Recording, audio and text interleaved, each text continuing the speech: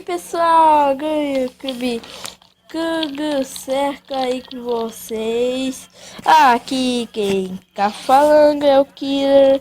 E bom pessoal, tô trazendo mais um vídeo aí pra vocês. E hoje vai ser de um bug.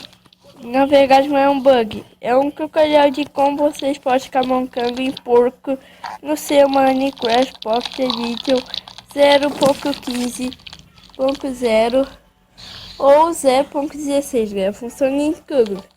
Tanto faz aí a versão que vocês tiverem. Mas aí vocês vão fazer o seguinte: vão pegar o spawn do porco, vou colocar um aí.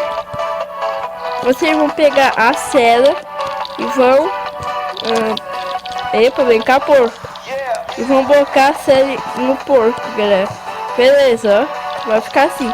E depois vocês pegam a cenoura parica, vão no porco, dão uma cenoura pra ele e pronto, galera. É só um no porco. E é isso, pessoal, ó.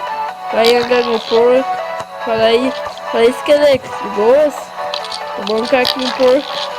É bem legal mesmo, galera. Isso daí. O porco.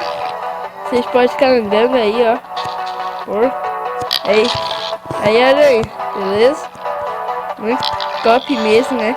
Mas, pessoal, eu vou ficar um vídeo por aqui. Espero que vocês tenham gostado aí desse tutorial de como andar em porco no seu Minecraft Pocket Edition.